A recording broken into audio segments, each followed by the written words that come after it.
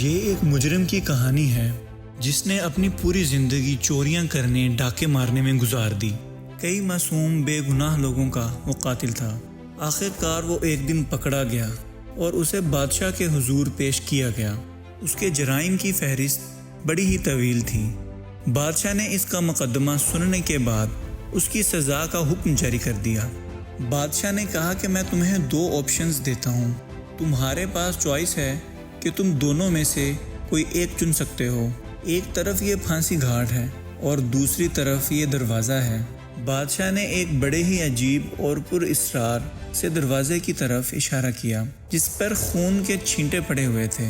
بادشاہ نے کہا یا تو وہ پھانسی گھاٹ قبول کر لے جو اس کے سامنے ہے، اس کے گلے میں پھندا ڈال کر اسے پھانسی پر لٹکا دیا جائے گا، اور یا پھر وہ اس لوہے کے دروازے کے اندر جانا قبول کر لے۔ مجرم نے ایک نظر پھانسی گھاٹ کی طرف دیکھا اور پھر اس خوفناک پر اسرار دروازے کی طرف دیکھا۔ اس نے سوچا کون جانتا ہے کہ اس بڑے سے دروازے کے پیچھے کیا ہوگا۔ ہو سکتا ہے وہاں کوئی خوفناک کئی دنوں کا بھوکا جانور بیٹھا ہو جو اندر جانے کے بعد اسے چیڑ پھاڑ کر رکھ دے اور میری ہڈیاں چبا چبا کر مجھے کھا جائے، یا کوئی ایسا عقوبت خانہ ہو جس میں اس پر بدترین تشدد کیا جائے گا، اسے اذیتیں دے دے کر مار دیا جائے گا۔ کون جانتا ہے اس دروازے کے پیچھے اس کے ساتھ کیا سلوک کیا جائے گا۔ اس لیے اگر مرنا ہی ہے تو کیوں نہ میں اس کا کوئی آسان طریقہ چن لوں۔ اس مجرم نے پھانسی کی سزا قبول کرنے کا فیصلہ کیا۔ اسے پھانسی گھاٹ پر لے جایا گیا۔ جیسے ہی پھانسی کا پھندا اس کے گلے میں ڈالا جانے لگا، اس نے بادشاہ سلامت سے اپنی آخری خواہش کا اظہار کر دیا۔ بادشاہ سلامت، میں مرنے والا ہوں۔ مجھے بڑا تجسس ہے کہ آخر اس گیٹ کے پیچھے کیا ہے، وہاں پر لوگوں کو کون سی سزا دی جاتی ہے۔ بادشاہ اس کی بات سن کر مسکرایا۔ جب بھی کوئی موت کی سزا کا مجرم آتا ہے تو ہر ایک کو میں یہی چوائس دیتا ہوں، اور ابھی تک ہر کسی نے تمہاری طرح پھانسی گھاٹ کو ہی چنا ہے۔ کسی نے بھی کبھی اس دروازے کے اندر جانا قبول نہیں کیا۔ یہ بات سن کر اس مجرم کا تجسس اور بڑھ گیا۔ بادشاہ سلامت، میری آخری خواہش سمجھ کر ہی مجھے بتا دیں کہ اس گیٹ کے دوسری طرف کیا ہے۔ میں تو ابھی مر جاؤں گا، میں کسی اور کو کبھی بتا بھی نہیں سکوں گا۔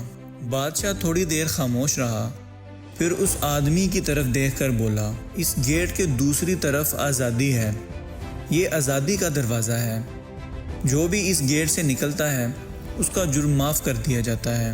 اگر تم بھی اس گیٹ کو چوز کرتے تو تمہیں بھی آزاد کر دیا جاتا، لیکن لوگ ہمیشہ اسے ہی قبول کر لیتے ہیں جو ان کے سامنے ہوتا ہے، اور جو دکھائی نہیں دیتا، جس کے نتیجے کا انہیں علم نہیں ہوتا، اس سے خوف زدہ ہوتے ہیں، ڈرتے ہیں۔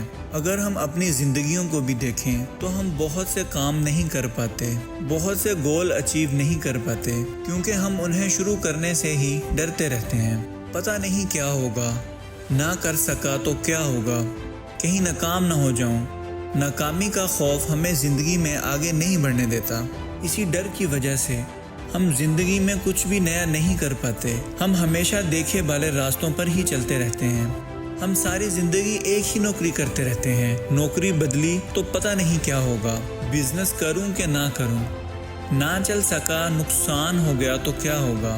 ہم ہمیشہ ڈر ڈر کر فیصلے کرتے ہیں، بند دروازے کھولنے سے ڈرتے ہیں، حالانکہ ان بند دروازوں کے پیچھے ہی ہماری آزادی کا راستہ ہوتا ہے، ہماری کامیابی کی منزل ہوتی ہے۔ اس لیے دوستو، زندگی میں رسک لو، نئی چیزیں ٹرائی کرنے سے کبھی نہ ڈرو، نئے آئیڈیاز پر کام کرو، جو کسی نے نہیں کیا وہ کر کے دکھاؤ۔